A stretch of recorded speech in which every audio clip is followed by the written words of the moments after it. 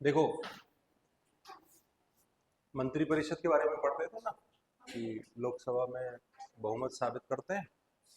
और एक बात शायद वो मुझे लग रहा है मैं सही से बता नहीं पाया था, इन्होंने क्वेश्चन पूछा तब लगा बता दो। हमने लिखा था कि लोकसभा में समर्थन साबित करना होता है कि 50% से ज़्यादा हमारे पास है, लेकिन जितने लोग उस समर्थन में शामिल होते हैं सभी तो मिनिस्टर नहीं बनाए जाते, है ना।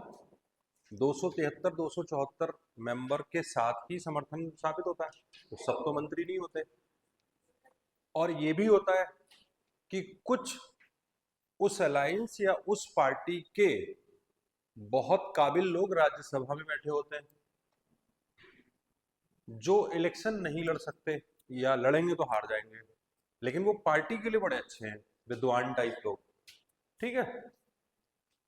तो ऐसे लोगों को जो राज्यसभा में बैठते हैं, सदस्य हैं, उनको भी हम मिनिस्टर बना सकते हैं, ये हमने पिछली लाइन में लिखा था, ठीक है। मान लो ना तो लोकसभा का मेंबर है ना राज्यसभा का मेंबर है, वो कहीं घूम रहा है, अब प्रधानमंत्री को लग रहा है ये आदमी बड़ा काम का है यार, मेरी पार्टी को बहुत सर्व किया था, या मैं जानता हूं बहुत अच्छा आदमी है। जैसे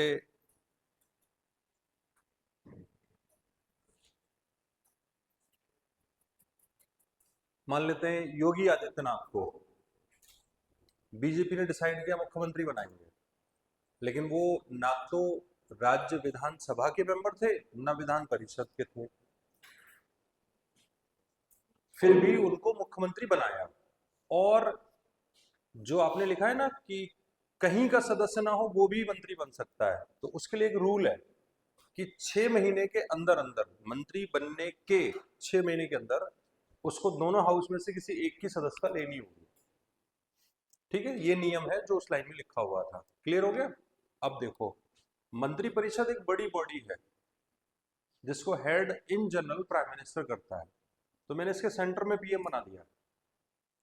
पीएम जब कोई व्यक्ति भारत में बन जाता है तो जिस पार्टी की वजह से वो बना है उसके इतने सारे लोगों को, मतलब जितने उस पार्टी से या एनडीए से जीत के आए हों, सभी को तो टाइम नहीं दे पाएगा, है ना।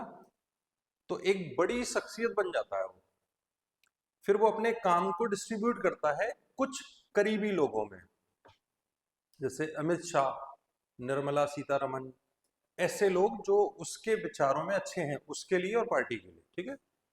तो ऐसे लोगों को जब वो चूज करता है तो अपने पास बिठाता है, और अपने पास जिस ग्रुप में वो बिठाएगा वो ग्रुप कॉन्स्टिट्यूशनल डेवलपमेंट या कॉन्स्टिट्यूशनल व्यवस्था में वो ग्रुप क्या कहलाता है, कैबिनेट कहलाता है, ठीक है। ये जितने शब्द आप सुनोगे, ये या ये सब लंदन का डेवलपमेंट है, तो इसके पीछे भी हिस्ट्री है कि कैबिनेट क्यों कहते हैं, तो उस पर हम अभी नहीं जा रहे, वो कभी डिटेल में बात कर लेंगे, ठीक है। इस कैबिनेट में ये प्रधानमंत्री बैठा है और ये अपने सामने सभी हेड ऑफ द मिनिस्ट्रीज को बिठाए हुए हैं और उनसे रिपोर्ट ले रहा है कि हाँ भाई रेल मंत्रालय आप बताओ क्या प्रोग्रेस है, कितनी नई ट्रेनें चली, छठ पूजा पे कितनी ट्रेनें, मैंने बोला था बिहार में एक सभा में कि छठ पूजा पे इतने हजार ट्रेनें चलवाऊंगा, तो रेल मंत्री को खड़ा कर लिया, हाँ भाई बताओ मंत्री जी कितनी ट्रेनें चलाई आपने, तो मंत्री एक्सप्लेन करेगा, ठीक है। ऐसे सभी मंत्रालयों के हेड जो उसको फेस कर रहे हैं मेन, उन्हीं को वो क्वेश्चन करता है, क्योंकि छोटे लोगों के लिए उसके पास टाइम नहीं है। अब फिर एक सर्किल और बनता है, इस सर्किल में, क्योंकि प्रधानमंत्री अपने डिपार्टमेंट को बांट चुका है, ये डिपार्टमेंट हो सकता है कि बहुत बड़ा हो, जैसे वित्त मंत्रालय, जैसे गृह मंत्रालय, जैसे विदेश मंत्रालय, ये बहुत बड़े मंत्रालय हैं।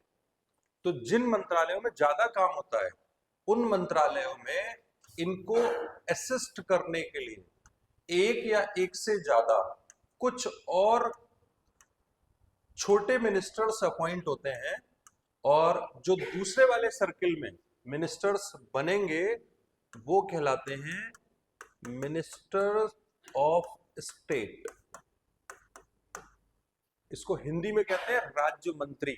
यहां स्टेट का मतलब यूपी बिहार से नहीं है, ध्यान रखना। इनको डिपार्टमेंट बांटा जाता है।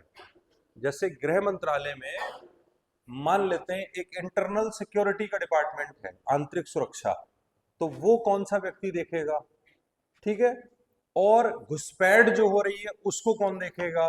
तो ऐसे काम बांटे जाते हैं जिन मंत्रालय को ओवरलोड होता है। तो ऐसे मिनिस्टर्स को क्या कहते हैं, मिनिस्टर्स ऑफ स्टेट्स।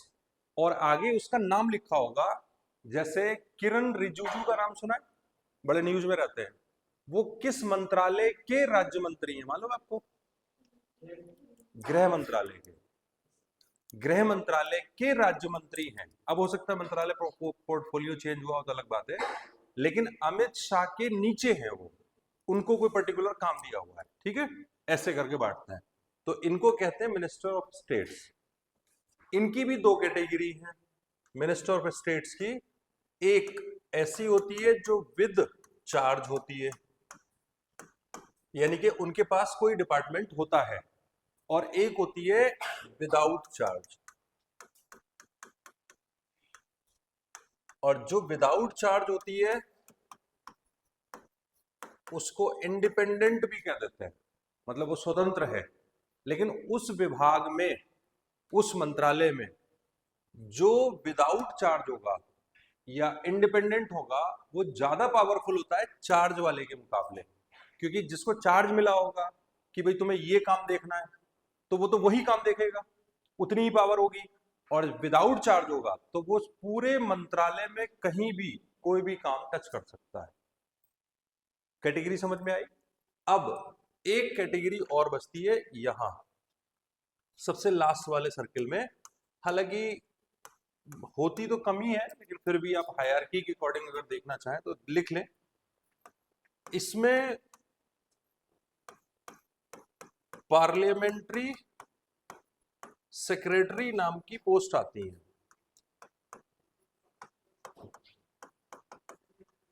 संसदीय सचिव कह देते हैं शायद उसको। ये भी मंत्री की एक कैटेगरी है, पार्लियामेंट्री सेक्रेटरी, ठीक है। और इसी में एक और कैटेगरी है डेप्यूटी मिनिस्टर की, उप मंत्री। इस तरीके से मंत्रिपरिषद में काम बांटा जाता है, ठीक है। सबसे मेन काम इसका है, फिर इनका है, फिर इन राज्य मंत्रियों का है, और फिर जो कुछ नहीं बचता, एक यादव हमारी मंत्रिपरिषद में है नहीं कोई, चलो एक यादव को मंत्री नाम का दर्जा दे देते हैं और यहां पर उठा देते हैं। एक इस जाति का बचा हुआ, एक इस धर्म का बचा हुआ। भारत में गुलदस्ते की तरह सजाया जाता है मंत्रिपरिषद को, हर जाति बिरादरी के लोग होने चाहिए ताकि उस जाति बिरादरी का वोट जुड़ा रहे उससे। तो वो डिपेंड करता है कि कितने स्ट्रांग, या तो आप हैं जो प्रधानमंत्री के करीब हैं तो इस सर्किल में आएंगे, और कमजोर हैं तो यहां जाएंगे, और बिल्कुल ही सड़े हुए हैं तो यहां होंगे, खाली अब नाम के मंत्री होंगे। बात समझ गए, बना लो।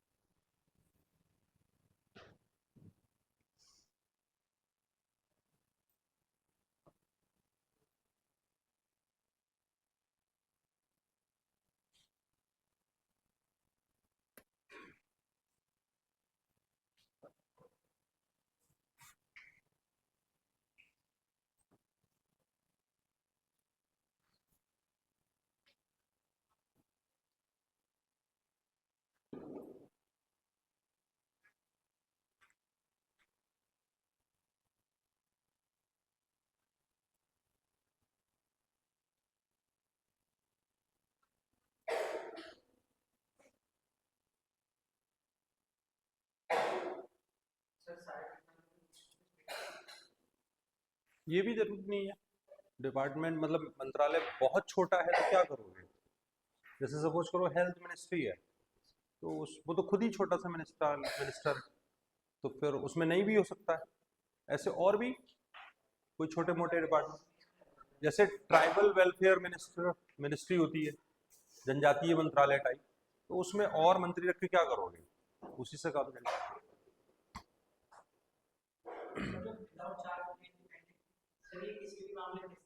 हाँ, फिर ये मतलब कुछ ऐसे हैं कि जितने डिपार्टमेंट हैं सभी में अपना घूम रहे हैं, सर्वे कर रहे हैं, देख रहे हैं, ऐसे उनको एक ही काम दिया जाता है।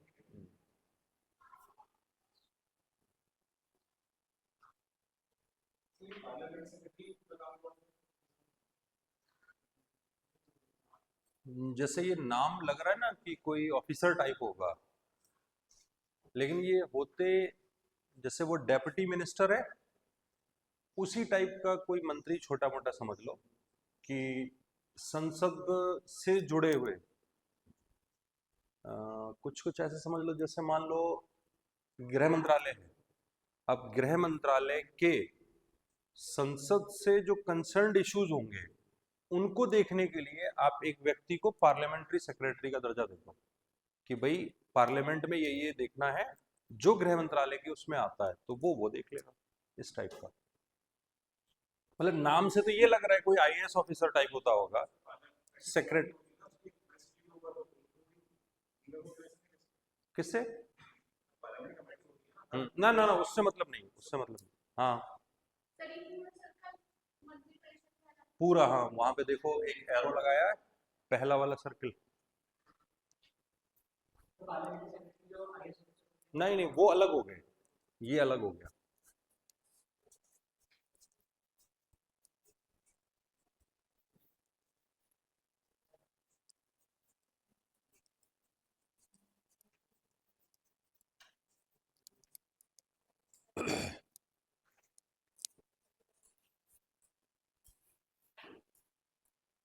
बना लिया।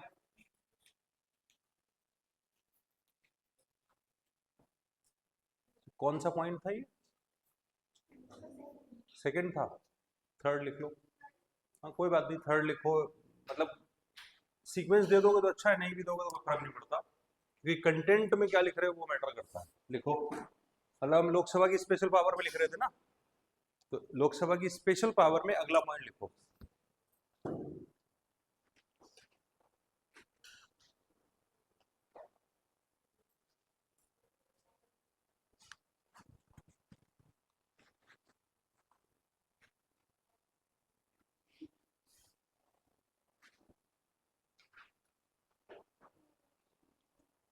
लिखो, मंत्रिपरिषद को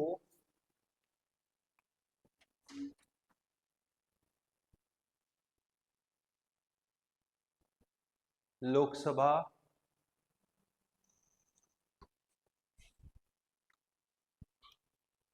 किसी भी समय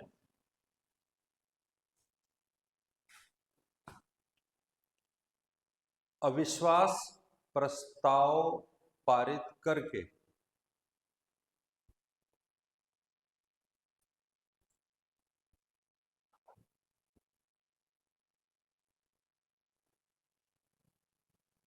हटा सकती है।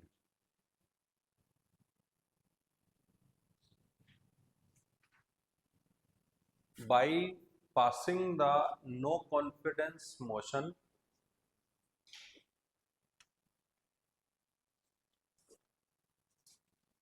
कमा लोकसभा में terminate the council of ministers.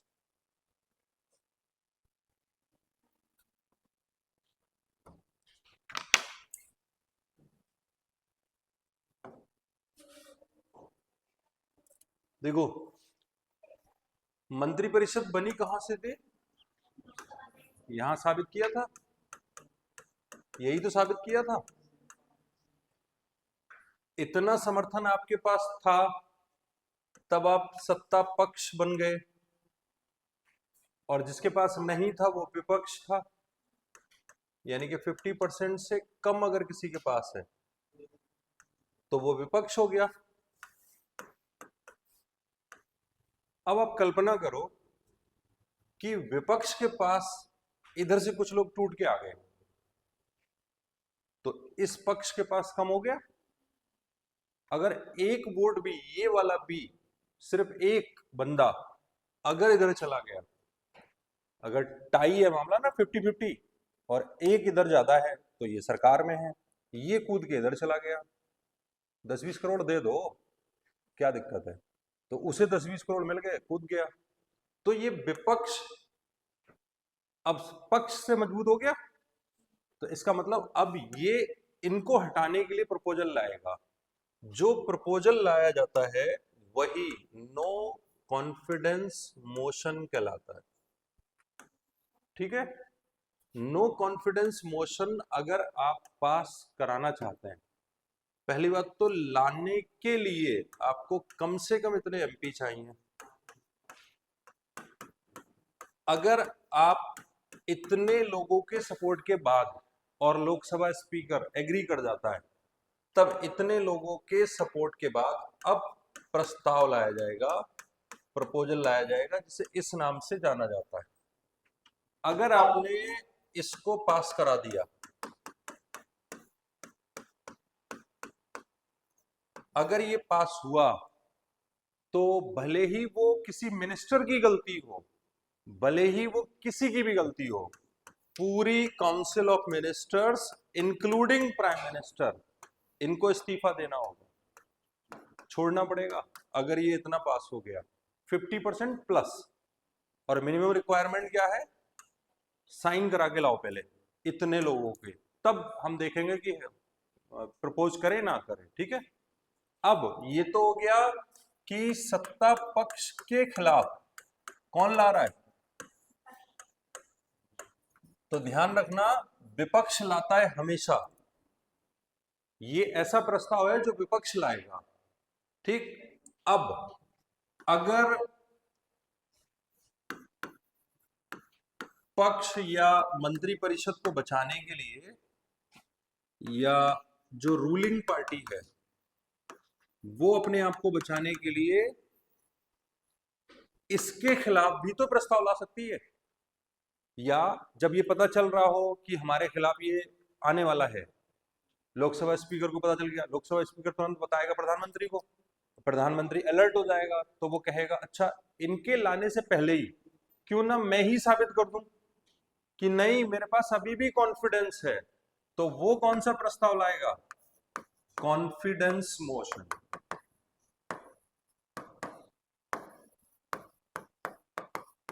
ये क्या कहलाएगा, अगर वो अविश्वास प्रस्ताव है तो क्या होगा, ये विश्वास प्रस्ताव होगा। और ये भी या वो भी, कोई भी अगर आपको पास कराना है तो मिनिमम कितनी रिक्वायरमेंट है, 50% प्लस। तो ध्यान रखना, ये हमेशा सत्ता पक्ष लाता है और वो हमेशा विपक्ष लाता है। बनाओ।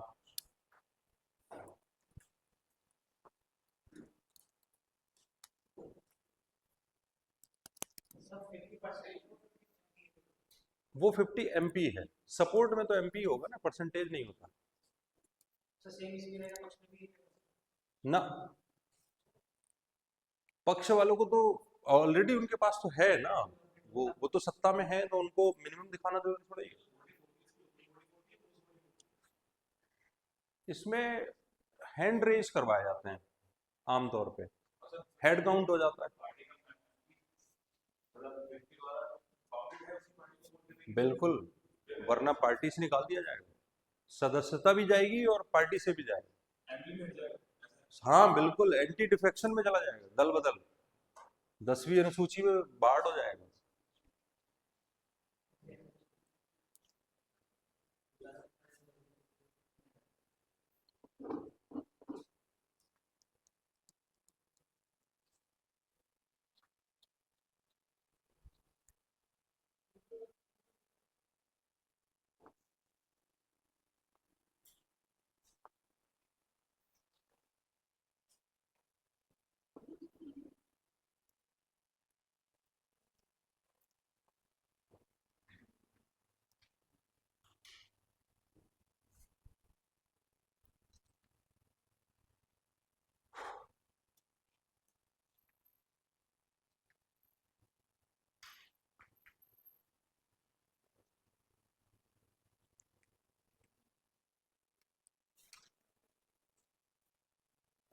बना लिया?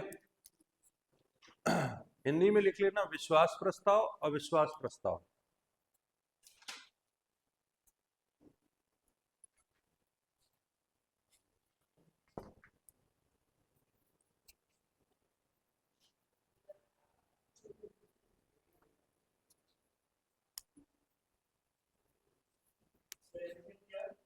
नो कॉन्फिडेंस मोशन, अविश्वास प्रस्ताव।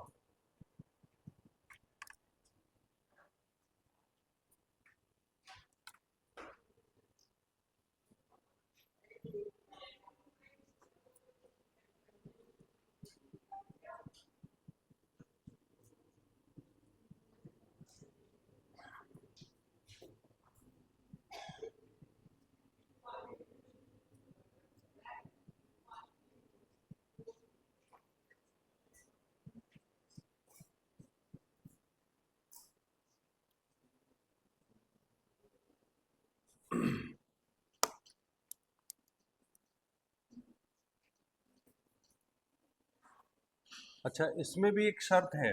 जैसे मान लो अभी आप प्रधानमंत्री या मंत्रिपरिषद के खिलाफ अविश्वास प्रस्ताव लाए, तो फिर अगले कितने दिन के अंदर दोबारा नहीं ला सकते। ये नहीं कि रोज। अच्छा, रोक। फिर क्या होगा, आप हमेशा तिगड़म में लगे रहोगे सत्ता पक्ष के लोगों को तोड़ने के, नीचा दिखाने के लिए, सत्ता से हटवाने के लिए। तो वहां पे लिख लो अविश्वास प्रस्ताव एक बार खारिज हो जाने पर, अविश्वास प्रस्ताव एक बार खारिज हो जाने पर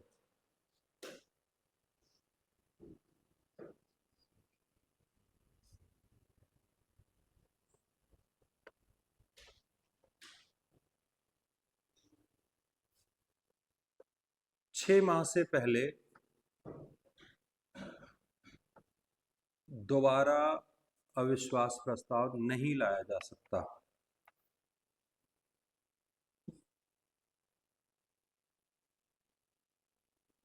after the rejection of no confidence motion,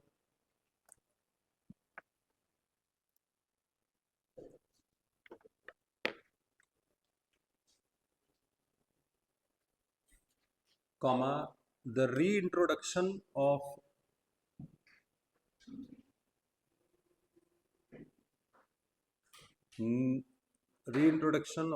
no confidence motion is not allowed before 6 months expiry। ठीक है, यहां तक क्लियर है? कोई डाउट तो नहीं है? अगर कुछ दिमाग में हो तो पूछो। किसका अविश्वास प्रस्ताव? आपको ये भरोसा होना चाहिए कि मेरे साथ इतने लोग हैं जो प्रधानमंत्री को हरवा सकते हैं। मंत्रिपरिषद को हराने के लिए आपको 50% से ज्यादा चाहिए। तो अगर नहीं है तो क्यों खाली अपने आप को अब जुलूस निकलवाना चाह रहे हो, है ना? अब मजाक नहीं उड़ेगा। और मीडिया अगर सत्ता के साथ है, वैसे होना नहीं चाहिए, अगर सत्ता के साथ है तो वो तो ऐसे प्रस्ताव जो लाया होगा उसका जनाजा निकाल देगी रख के। यही है वो आदमी, ब्रेकिंग न्यूज ऐसी पेश करते हैं ना। दोबारा बोलो। हाँ, जरूरी नहीं है। अरे नहीं, ऐसे नहीं। अलायंस अगर बना है तो फिर आप उसके साथ हैं। ऐसा नहीं है कि आपको कुछ भी कहीं भी, आपको साथ देना पड़ेगा उसका।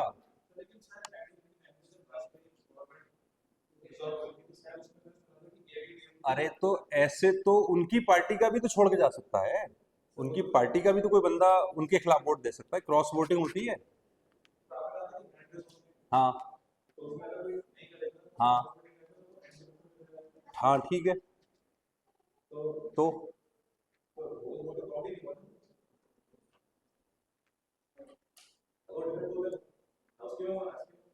नहीं तो इतना लूज तो हम नहीं छोड़ सकते ना कि मतलब आप अलायंस में हैं तो कुछ कमिटमेंट्स भी तो होंगे। उनकी पार्टी का भी तो विप होता है, जो अलायंस पार्टी उसका भी विप होता है।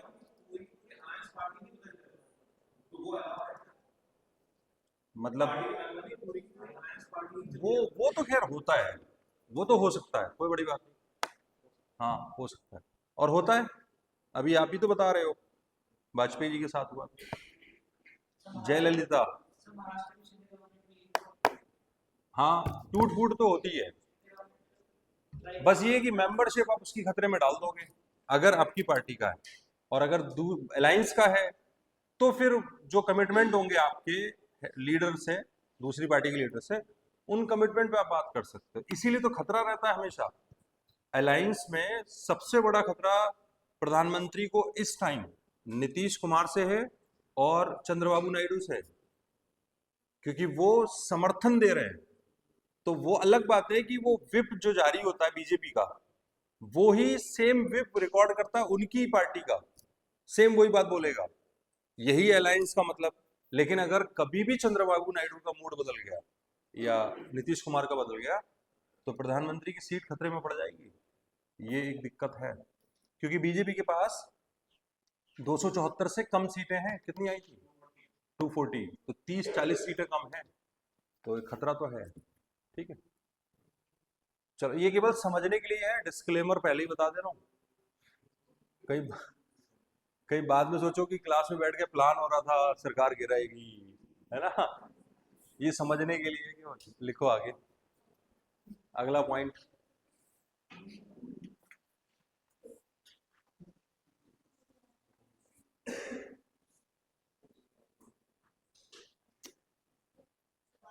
कोई विधेयक धन विधेयक है या नहीं? कोई कुछ बोल रहा था अभी, किसी लड़की की आवाज थी। हाँ क्या?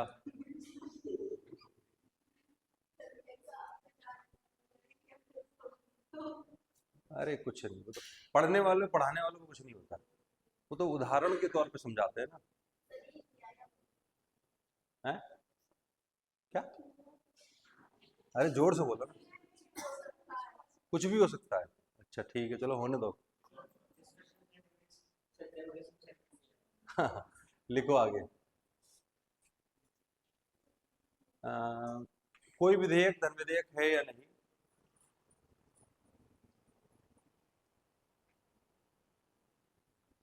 इसका निर्णय लोकसभा अध्यक्ष करता है।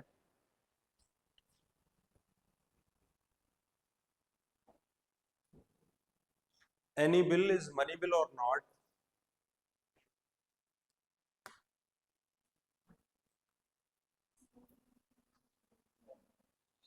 Comma, is decided by the speaker of Lok Sabha. ठीक है, तो ये भी स्पेशल पावर होगी लोकसभा की। आगे लिखो।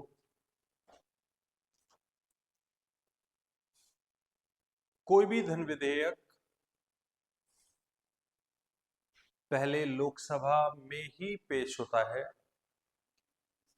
Every money bill is first introduced in Lok Sabha.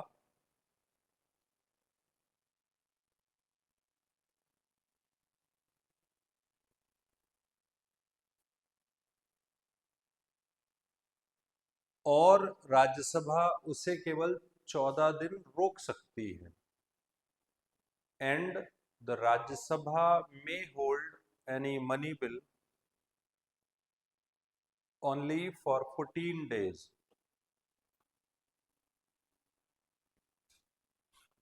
संस्कृति आई, इसमें कुछ और मिला? यही है। इसका मतलब मैं संस्कृति वालों से अच्छा पढ़ा रहा हूँ, ध्यान रखना। सब गलत पढ़ा रहे हैं। हाँ, 14 दिन रोक सकती है, may hold only for 14 days।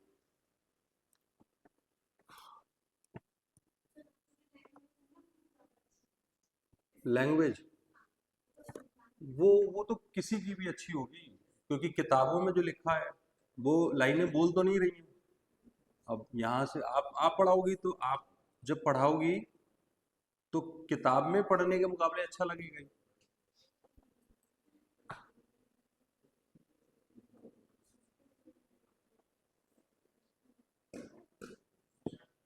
आगे लिखो।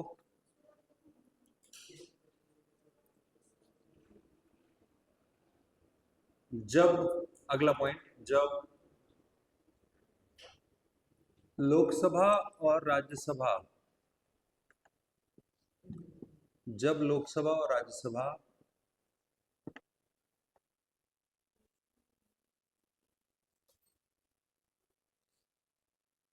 किसी विधेयक पर असहमत हो जाएं, if Lok Sabha and Rajya Sabha are not agree over any bill, असहमत हो जाएं,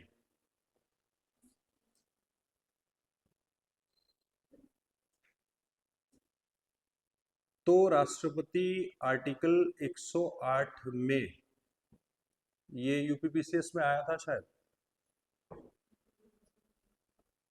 then the president of India under article 108, तब राष्ट्रपति आर्टिकल 108 में लोकसभा राज्यसभा की संयुक्त बैठक बुलाता है। Then the president under article 108 may call the joint sitting of Lok Sabha and Rajya Sabha.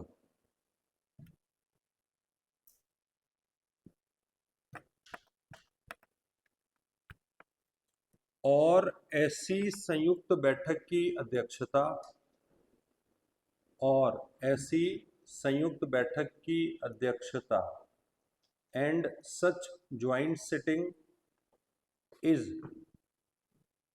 chaired by, और ऐसी संयुक्त बैठक की अध्यक्षता लोकसभा अध्यक्ष ही करता है, and such joint sitting is chaired by the speaker of Lok Sabha.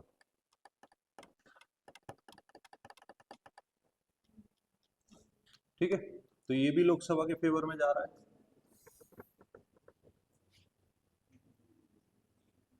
अच्छा, ऐसा हुआ भी है, मतलब खाली लिखा नहीं है, ऐसा 3 बार हुआ है कि ज्वाइंट सिटिंग हुई है। ज्वाइंट सिटिंग में कुछ फैक्ट ध्यान रखना, किस आर्टिकल में होती है? 108 में। बुलाता कौन है? भारत का राष्ट्रपति। और हेड कौन करता है उसको? लोकसभा स्पीकर।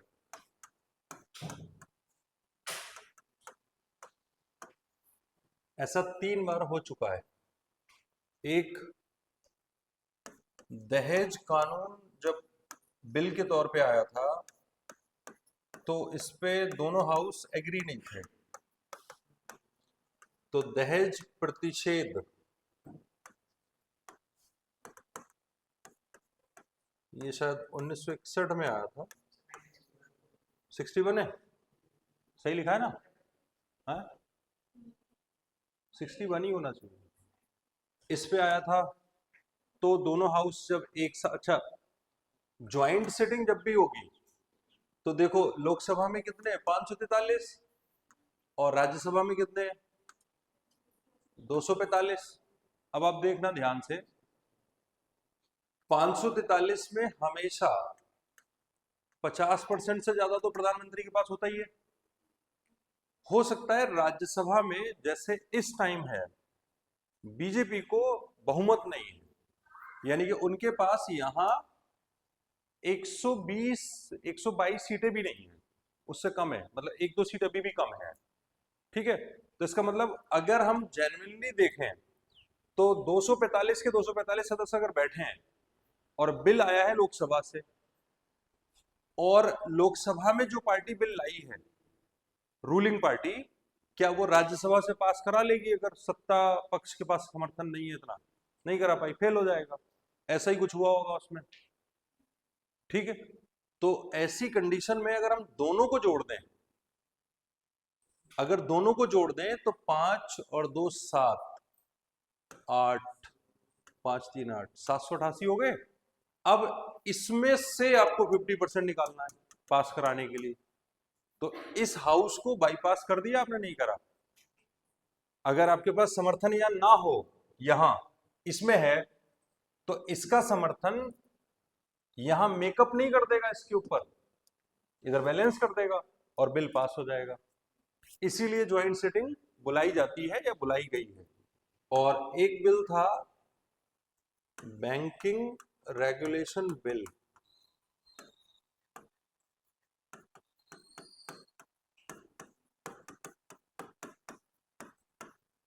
और एक तीसरा prevention of organised terror activities bill, ये शायद 2002 का है, हाँ ऐसी कुछ है।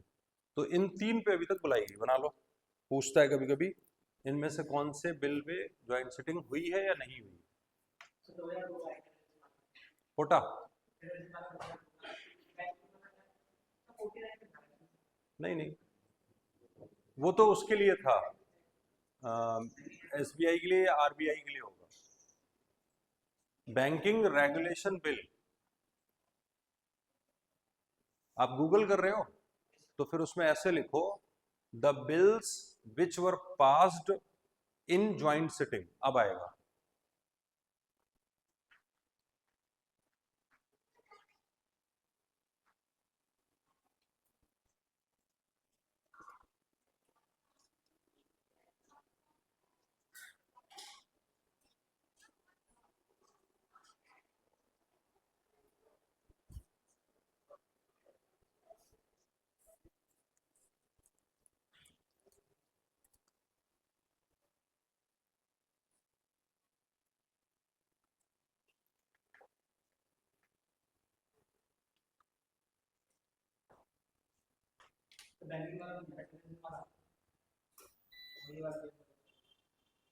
एक बार क्रॉस चेक कर लेना, फिर भी ईयर ईयर देख लेना।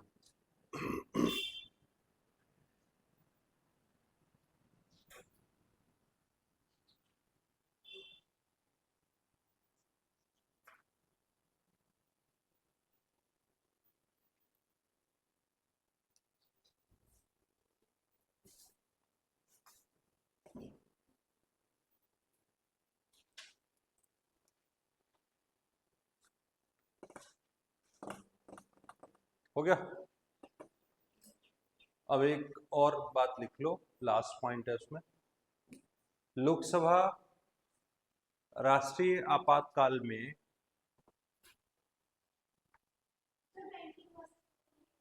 78,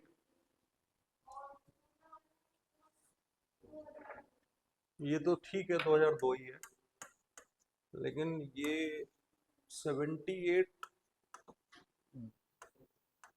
मुझे लग रहा है 78 में शायद एक्ट बना है, 77 में बिल हुआ।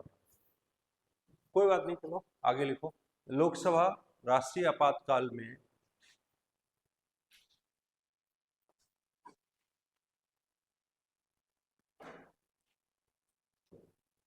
अपना कार्यकाल एक बार में 1 वर्ष के लिए बढ़ा सकती है।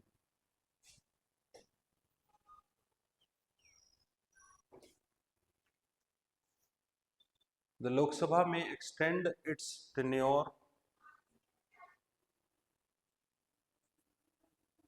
during national emergency for 1 year in one times, और ऐसा कितनी बार भी कर सकती है, और ऐसा कितनी बार भी कर सकती है, and there is no maximum limit to do the same.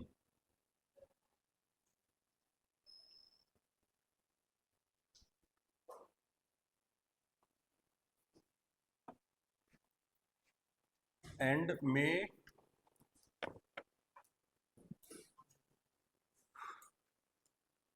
ठीक है।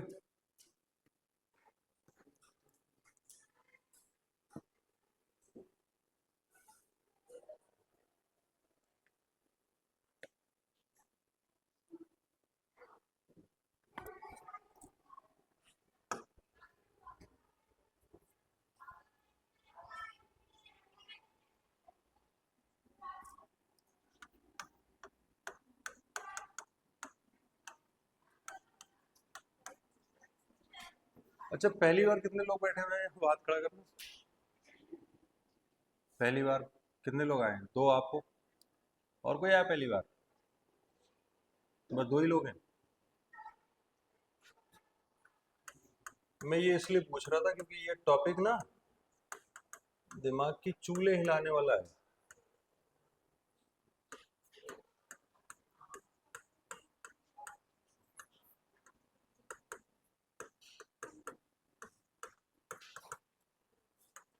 नया टाइटल बनाओ, पार्लियामेंट्री प्रोसीडिंग्स, संसदीय कार्यवाहियां।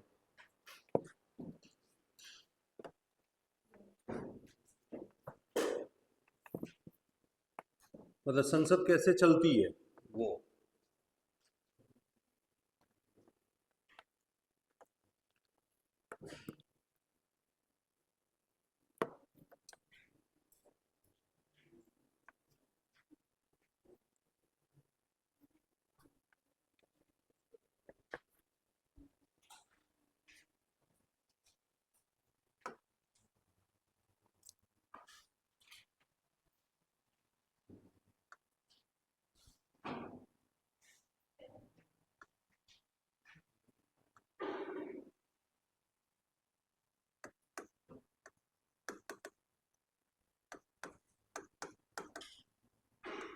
देखो 11 बजे से संसद शुरू होती है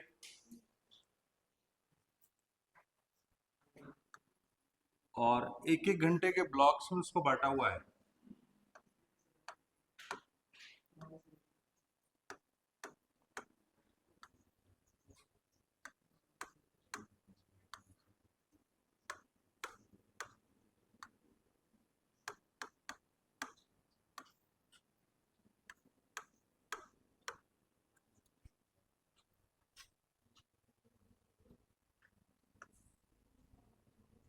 संसद में जब सुबह सुबह ये लोग आते हैं ना, तो जो पहला घंटा है 11 से 12 का, वो क्वेश्चन आवर कहलाता है।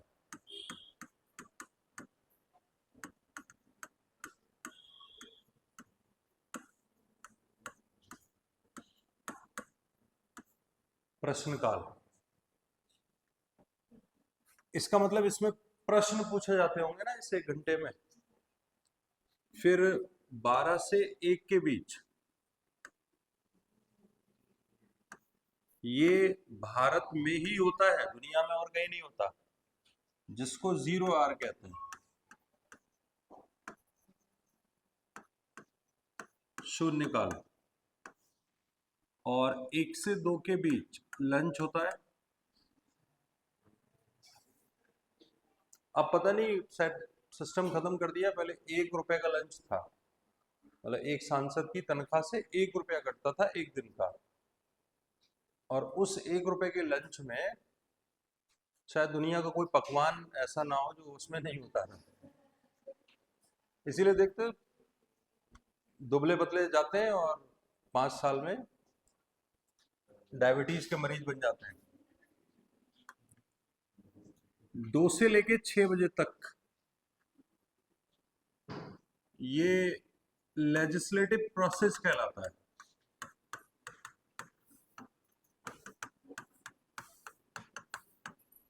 यानी कि इस 2 के बाद जो काम होगा ना, उसमें बिल्स पे डिस्कशन होता है। या ऐसे भी कह सकते हैं कि संसद में विधेयक, कानून प्रपोज कब होता है, तो वो 2 बजे के बाद ही होगा। ध्यान रखना, विधायी प्रक्रिया कहलाती है 2 के बाद। उससे पहले देश में जो सबसे गर्म मुद्दे होते हैं उन पे चर्चा होती है। 2 से पहले नहीं, बल्कि 1 से पहले कह सकते हैं, इन 2 घंटे में। ठीक है। जो क्वेश्चन आ रहे हैं उसकी कैटेगरी है, एक स्टार्ड क्वेश्चन कहलाता है, तारा बना होता है उस पे, इसलिए उसको तारांकित प्रश्न कहते हैं। स्टार बनाने का मतलब ये यही है कि आप इंपॉर्टेंट दिखाना चाह रहे होंगे उसे, औरों से अलग, इसलिए स्टार बना देते हैं उसके ऊपर, और उसी से नाम पड़ गया इसका स्टार्ड क्वेश्चन।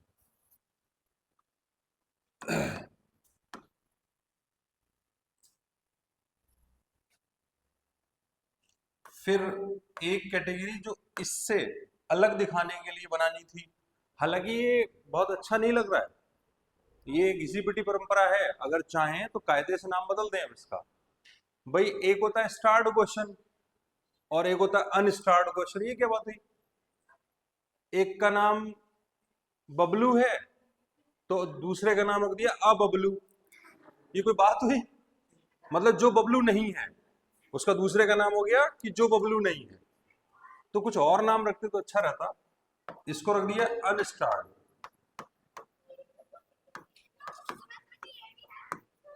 अतारांकित प्रश्न, यानी कि जिसपे स्टार ना लगा हो। फिर है शॉर्ट नोटिस क्वेश्चन,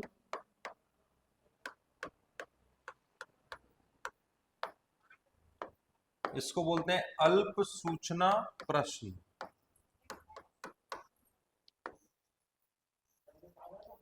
फिर एक और कैटेगरी है प्राइवेट मेंबर क्वेश्चन।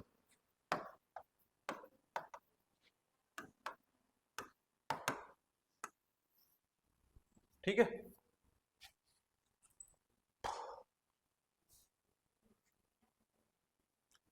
देखो कितने टाइप के क्वेश्चन हो गए, 4 कैटेगरी में हो गए और चारों के नाम अलग अलग रखे गए हैं ताकि आइडेंटिफाई हो पाए। मान लो इस आइडेंटिफिकेशन को आप किस तरीके से डिसाइड करोगे, जैसे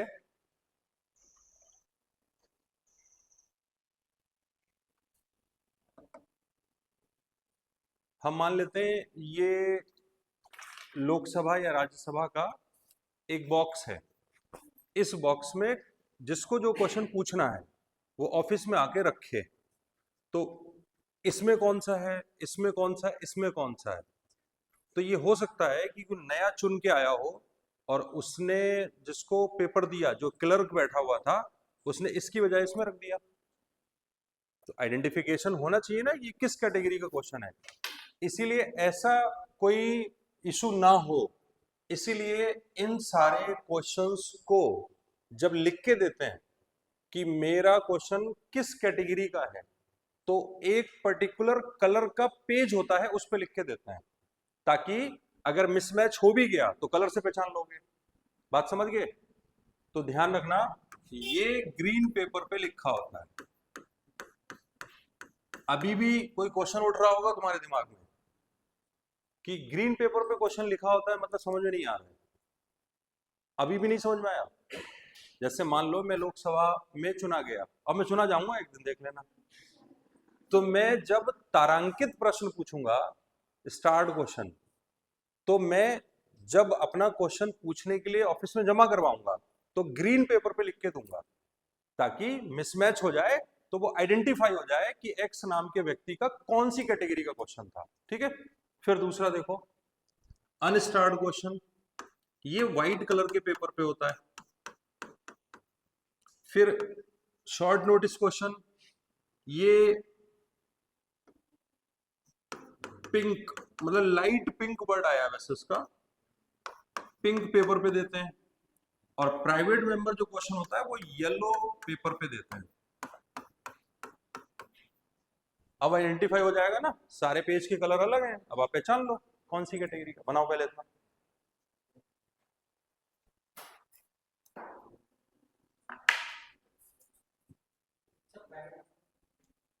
अभी बताऊंगा, पहले ये तो करो, स्ट्रक्चर तो बनाओ उसका।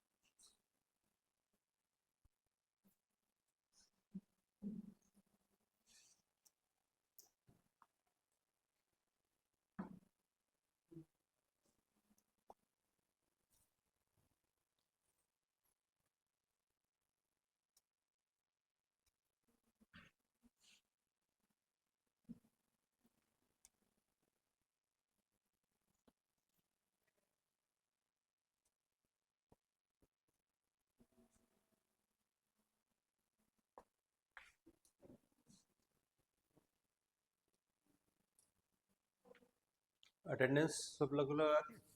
किसके पास है? किसके पास है?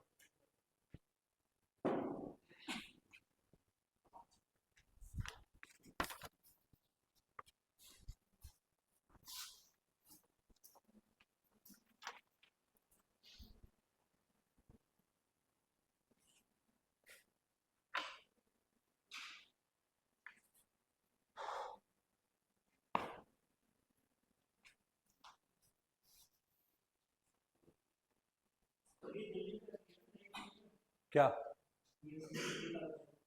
अरे संसद में लगती है। अरे संसद कहाँ है? तो फिर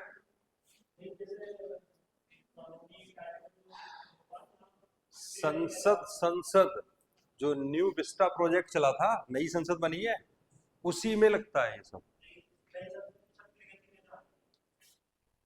नई संसद प्रगति मैदान कहाँ है?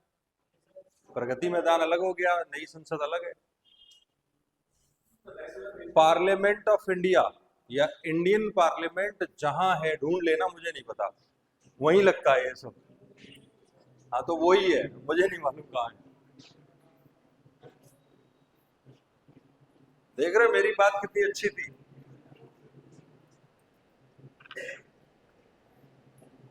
बना लिया।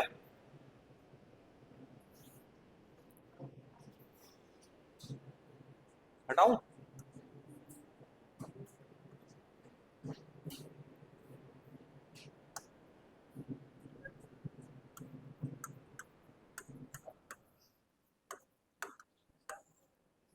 स्टार्ट क्वेश्चन में देखो, इसमें जो, अच्छा एक बात और, केवल एक कैटेगरी को छोड़ के, प्राइवेट मेंबर क्वेश्चन को छोड़ के, बाकी जितने क्वेश्चन पूछे जाएंगे वो सत्ता से पूछे जाते हैं।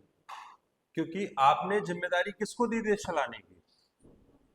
सत्ता हुकूमत में जो पार्टी है उसको, प्रधानमंत्री को। तो सवाल किससे होगा? राहुल गांधी से। भाई सवाल भी तो नरेंद्र मोदी से होगा ना। तो नरेंद्र मोदी या उनके मंत्री से सवाल होगा। तो ध्यान रखना, क्वेश्चंस जो पूछे जाते हैं वो मंत्रियों से पूछे जाते हैं। और केवल एक कैटेगरी जो प्राइवेट मेंबर क्वेश्चन है, वो नॉन मिनिस्टर से क्वेश्चन पूछा जाता है। ठीक है, आगे देखो, इसमें जो क्वेश्चन पूछेगा वो क्वेश्चन ओरली पूछेगा, मौखिक रूप से। ठीक है, जैसे मेरा नंबर आएगा एक दिन, तो मैं अपना क्वेश्चन जिस मंत्रालय से संबंधित होगा ना वो क्वेश्चन, जैसे मान लो फर्टिलाइजर है, खाद जो खेतों में लगती है, मान लो मेरा उस पर क्वेश्चन है कि जो नीम कोटेड यूरिया अब सरकार ने लॉन्च की है, उस नीम कोटेज जो कोट आपने चढ़ाया है यूरिया के ऊपर, उसके साइड इफेक्ट क्या हो सकते हैं।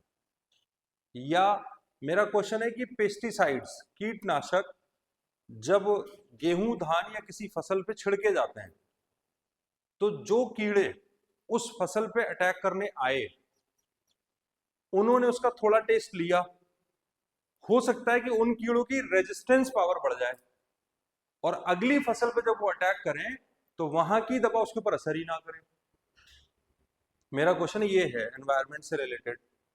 तो मैं ये क्वेश्चन दो लोगों के आगे उठा सकता हूं, एक तो पर्यावरण मंत्रालय के आगे या कृषि मंत्रालय के आगे। तो पर्यावरण मंत्री या कृषि मंत्री मेरे सवाल का जवाब देगा। ठीक है, तो क्वेश्चन मैंने ओरली पूछना है, इसमें ध्यान रखना। जब भी क्वेश्चन स्टार्ड कैटेगरी का होगा, मतलब इंपॉर्टेंट है, तो वो ओरली क्वेश्चन पूछा जाएगा। तो अगर मैंने सवाल मुंह से किया है तो सामने वाला जवाब कहां से देगा? समझ गए? तो सवाल मौखिक ही आएगा। तीसरी बात, अब आप लोग अदरवाइज ले रहे हो उसको। तीसरा देखो,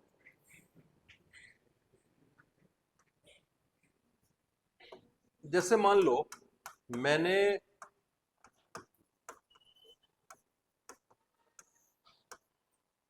कोई सवाल पूछा था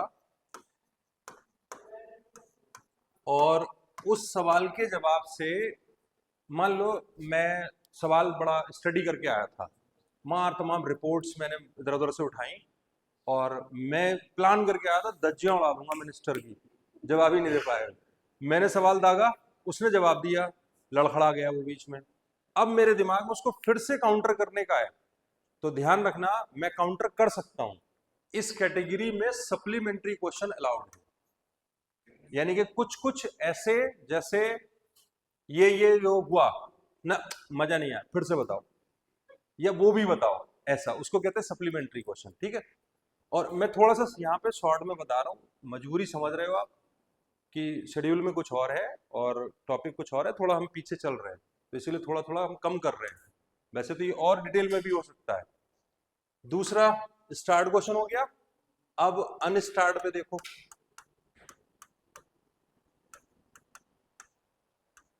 इसमें जो क्वेश्चन पूछने वाला पूछेगा ना मिनिस्टर से, वो क्योंकि आप पहले ही बोल रहे हो कि ये स्टार्ड नहीं है, मतलब कम वैल्यू है, तो इसमें क्वेश्चन जो भी पूछेगा व्यक्ति वो कैसे पूछेगा, लिखित में पूछेगा। और ये भी हो सकता है कि वो क्वेश्चन बड़ा लंबा चौड़ा आंसर रिक्वायर्ड हो, उसमें बहुत डिटेल चाहिए होगी, तो डिटेल तो फिर मंत्रालय से आएगी और फाइल पढ़ो फिर घर ले जाके, तो मंत्री कह देगा ठीक है हम इसका जवाब आपके पास पोस्ट से भेज देंगे या डिटेल आप वहां से ले लें, ऐसा हो सकता है। तो ऐसे क्वेश्चन लिखित में पूछे जाते हैं, तो आंसर कैसे आएगा, लिखित में आएगा, है ना। और जब आप प्रेम पत्र लिख के आए मंत्री को, उन्होंने जवाब दे दिया, अब फिर उसमें ये थोड़ी पूछोगे नहीं नहीं बताओ तो कितना और प्यार करती हो, या हमारे बारे में कैसा फील करती हो, ये सब बातें थोड़ी होंगी। इसीलिए ध्यान रखना, इसमें सप्लीमेंट्री क्वेश्चन अलाउ नहीं होता, जबकि यहां होता है। ठीक है, पहले इन दोनों को बनाओ। कितनी बार, इसकी शायद 2 या 3 लिमिट है, ज्यादा नहीं है, 2 या 3 ऐसी कुछ है। मैं स्किप कर रहा हूं, मेरे दिमाग में है, मैंने पढ़ा था लेकिन अभी फिलहाल रिकॉल नहीं है।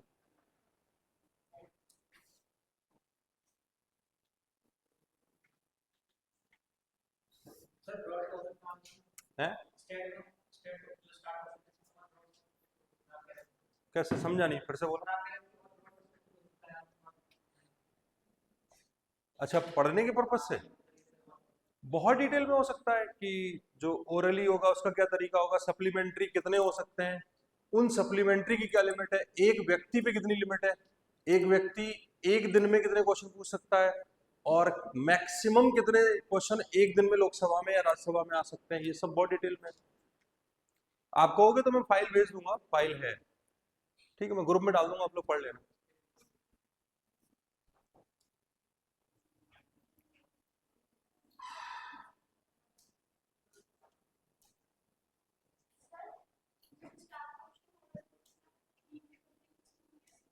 आगे देखो, फिर वही बात, मैं वही समझा रहा था शुरू में, मैं कह रहा हूं कि मैं क्वेश्चन पूछ रहा हूं तो सामने वाले को तो पता होना चाहिए ना कि क्वेश्चन किस कैटेगरी का है, वो फाइल बनाएगा नहीं बनाएगा, ये वाले ये हैं, ये वाले ये हैं, ये वाले ये हैं, इनका लिखित जवाब जाना है, इनका संसद में उठना है, तो पता कैसे चलेगा, आगे बढ़ जाता है, थोड़ा थोड़ा टाइम आगे पीछे हो जाता है, चलता है, आधा आधा घंटा हो जाता है। हाफ एन आवर डिस्कशन के नाम से एक और प्रोसेस भी है उसमें, आगे लिखो। नेक्स्ट, शॉर्ट नोटिस क्वेश्चन जो लिखा था, अल्प सूचना प्रश्न, अल्प सूचना प्रश्न, शॉर्ट नोटिस क्वेश्चन, उसके आगे लिखो। इसमें सवाल करने के लिए 10 दिन पहले का लिखित नोटिस देना होता है, 10 days before notice is required in this category, 10 दिन पहले लिखित नोटिस देना होता है।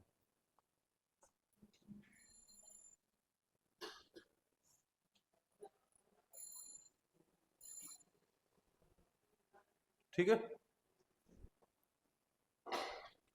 और ये क्यों है पता, शॉर्ट नोटिस क्यों कह रहे हो आप, क्योंकि इन दोनों कैटेगरी में हो सकता है कि 543 मेंबर सवाल पूछ रहे हो, है ना, तो टाइम लग सकता है। चलो बाकी कल करते हैं।